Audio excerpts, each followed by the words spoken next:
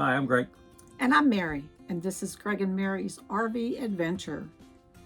The beginning of this video starts with Greg visiting, or both of us, visiting with a good friend of Greg's. Yeah, I haven't seen him in 25 years. I know it sounds oxymoron, I guess, but yeah, he was good. He was a working buddy, and we were on a project together for several years, worked very close together. Probably the best man I ever worked with. He was special. And then his wife, Carolyn, she actually brought us some chicken salad croissant sandwiches. They were excellent, so I'm hoping to get the recipe from her. Yeah, it was a special stop. It was at Cave City, Kentucky. We were there for 2 days, rained all the way. You'll see the trip up to Cave City. Bill and Carolyn came on the second day and spent a couple hours with us. Bill is older than I am by several decades. And so they didn't stay too long, but it was great seeing him. Hopefully we'll see him again shortly. Then one of the reasons why we went through Kentucky is Greg wanted to go onto the Bourbon Trail. Yeah. So again, we did make it to a couple distilleries. We were at Bardstown 4 days.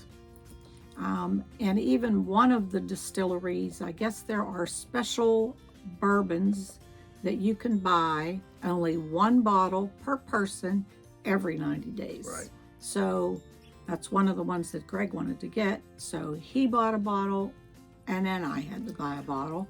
And I think we did that 2 days. Twice. We had to go two different times. They're allocated bottles.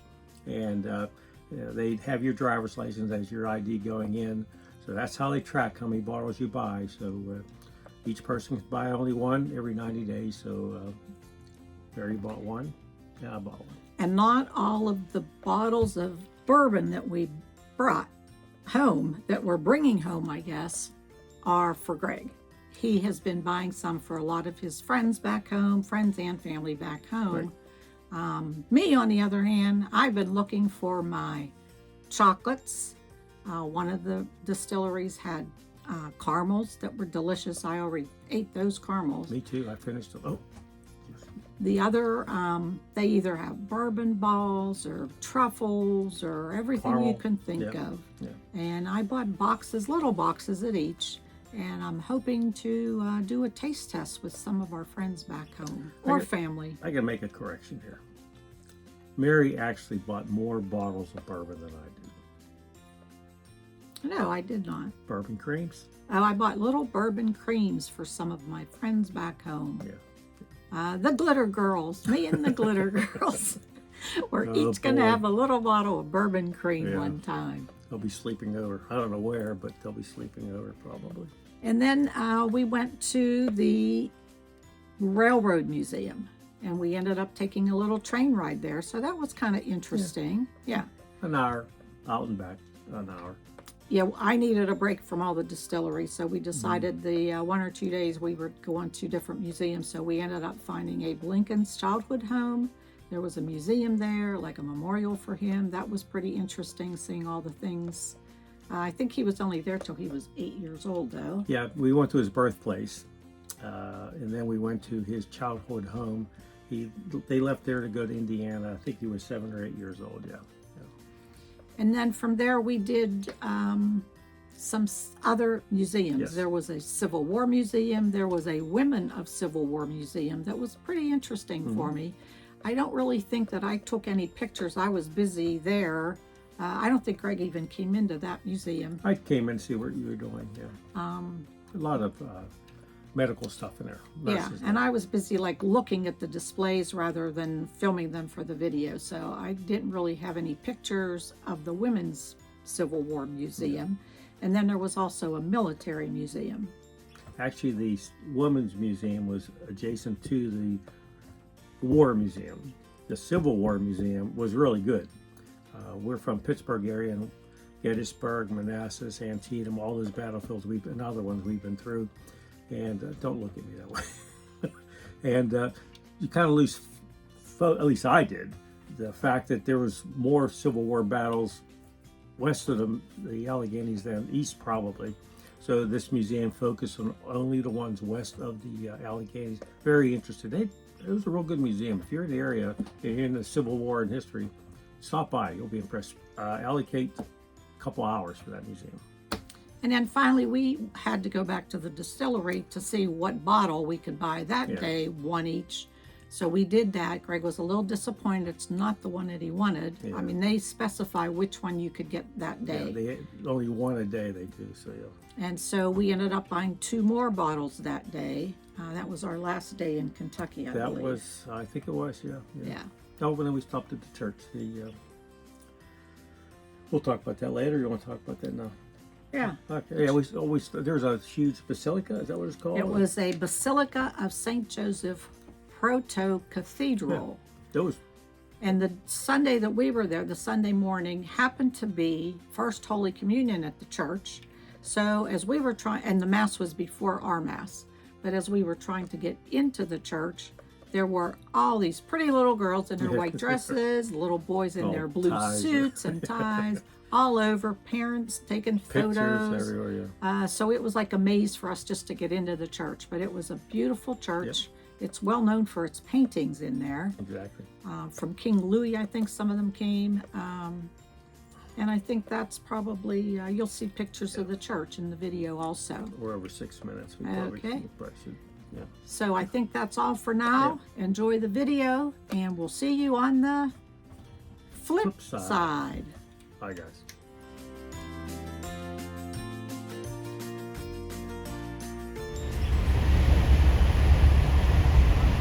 We left Eagle's Nest Campground around 10 o'clock in the morning and took 79 North, Tennessee 79 North to Kentucky 68 East, and eventually onto I-65 North to Cave City. Rained the entire trip. Heavy at times on I-65 North. Mileage-wise, 150 miles, but this was probably the worst driving day on our trip. Between the rain and I-65 conditions, just horrible. Singing Hills RV Park was a special stop for me. We made the stop to visit an old friend that I haven't seen in 25 years and his wife Carolyn, Bill and Carolyn. They stopped by on the second day for lunch. It was great seeing both of them. They're actually building a home now in Kentucky. Wish them well, and it was great seeing you guys. Hope to see you again soon.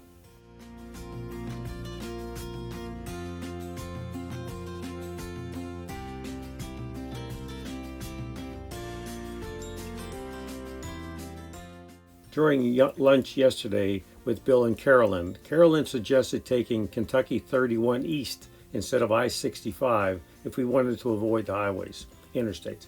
So that's what we did. Although it rained slightly throughout the trip, it was a much more relaxing drive than the I-65 corridor. I would recommend staying off I-65. The road conditions and the truck traffic are just incredible.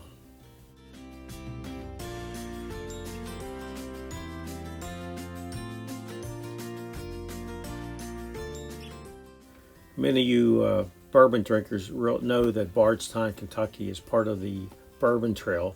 So we stayed at White Acres for 4 days and made several visits to different distilleries while we were there. The weather was pretty good. We had a nice day here. We booked White Acres because of its proximity to the Bourbon Trail. We didn't spend much time in the campground. The campground, we had full hookups, but it needed some TLC, that's for sure. After we got the RV set up, we took a quick ride to Heaven Hill, which was very close. I picked up 2 bottles, Elijah Craig and a Larceny, and Mary got some caramels, some chocolate-covered caramels. We got to the distillery a little after 10. There was quite a long line. Mary asked the people in the front of the line what time they got there, and they said about 7 o'clock in the morning.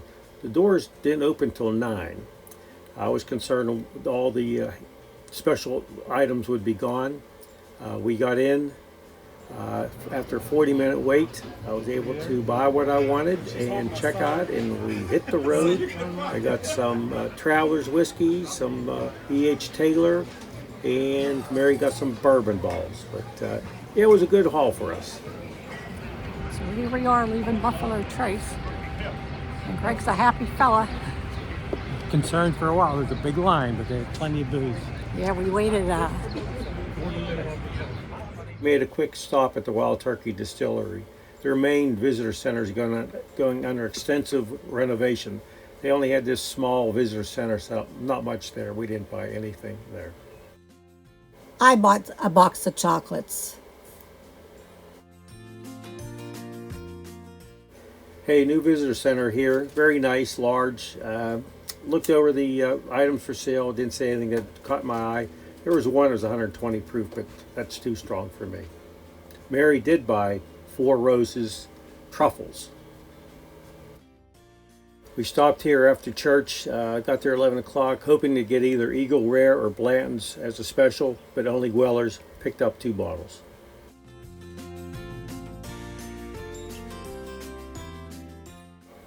I bought chocolates at every distillery we stopped at. I'm hoping to do a blind bourbon ball tasting with friends.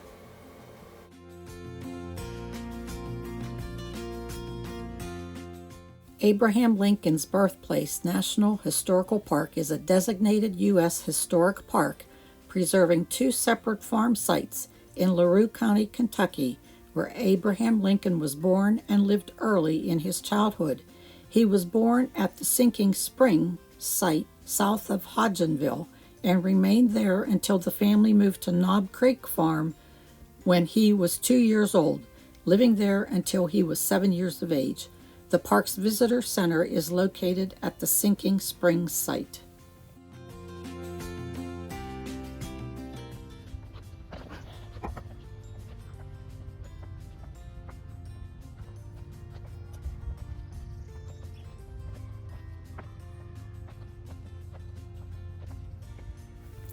Abraham Lincoln was born in a one-room log cabin on February the 12th, 1809.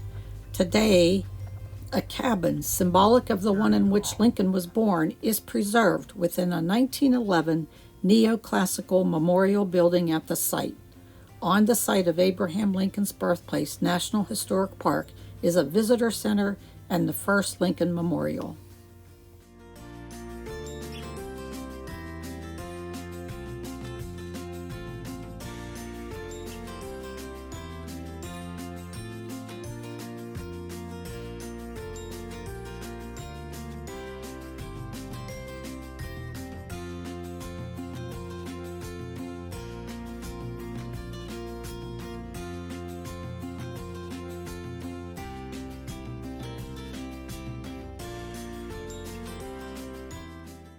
In the middle of the next picture is a silver disc, which marks where the Bondry oak grew.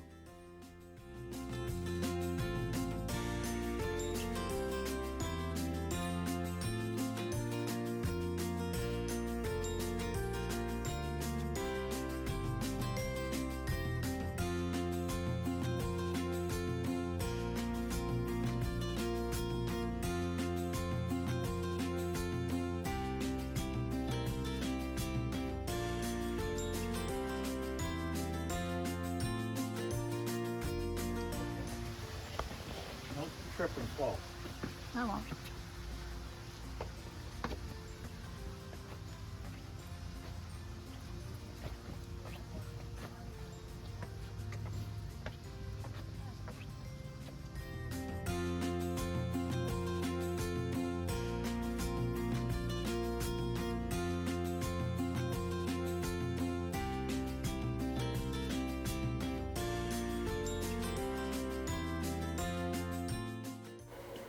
When Abe Lincoln was 2 years old, his family moved to another farm a few miles to the northeast along Knob Creek, where he lived until the age of 7 in 1816.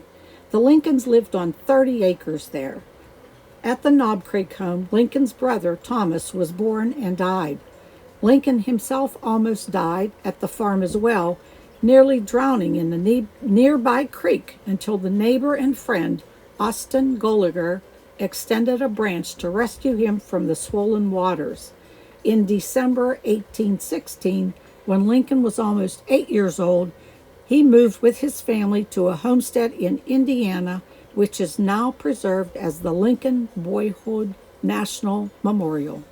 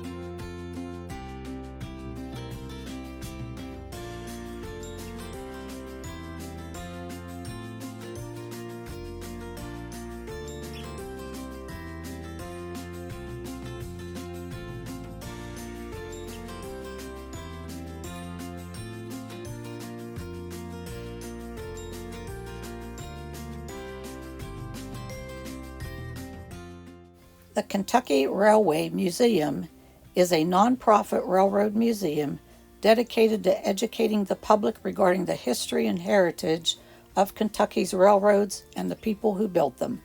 It is one of the oldest railroad stations in the United States.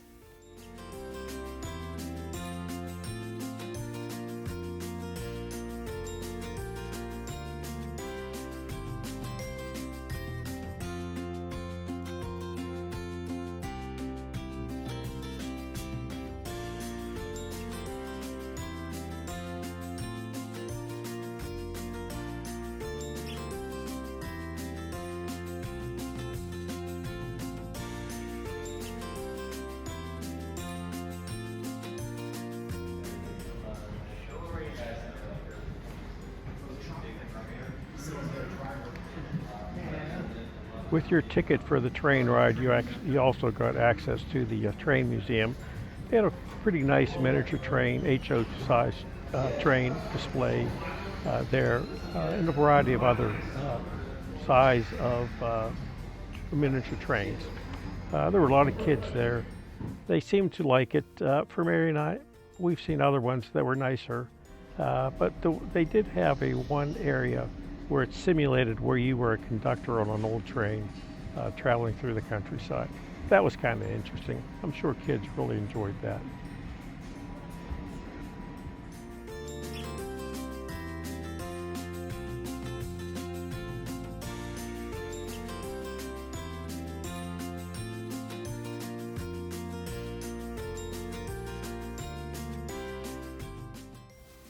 The Bardstown Civil War Museum is one of America's largest and most complete museums devoted to the Western theater of the American Civil War. Over 8,000 square feet of authentic period exhibits tell of the struggle between the forces of the Union and the Confederacy, from the Appalachian Mountains west to the Mississippi and south to Georgia and the Gulf of Mexico. The Civil War Museum also had a extensive display and information regarding to what led up to the division between the states and led eventually to the Civil War. West of the Alleghenies, they went in pretty much a lot of detail about the different battles. As someone interested in the Civil War, before visiting any one of the battlefields, it would probably be a good idea to visit this museum and look at the information they have about the different battles. It was rather extensive. Again, I'd recommend folks to stop here and check it out. It was very informative. For each one of the battles you see scrolling through, there's a lot of information about when it was fought, how it was fought, how many days it lasted, and in many cases the casualties. Very interesting.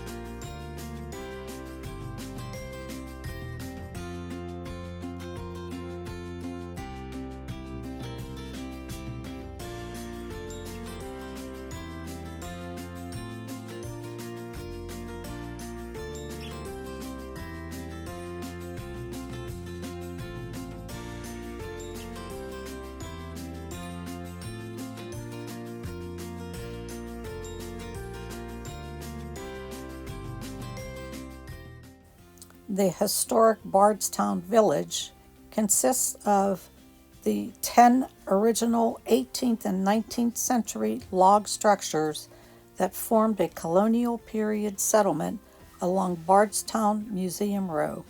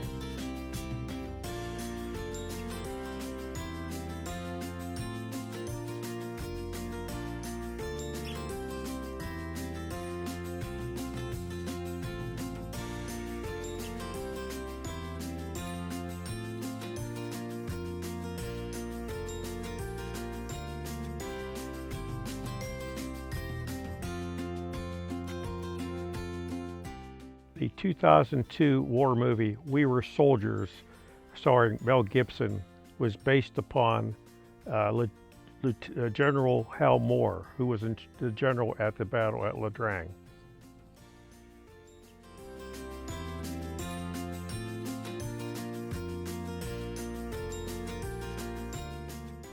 Exhibits in the museum covers conflicts from the American Revolution to the Mideast battles of today and are centered on the contributions of the many Kentuckians who served.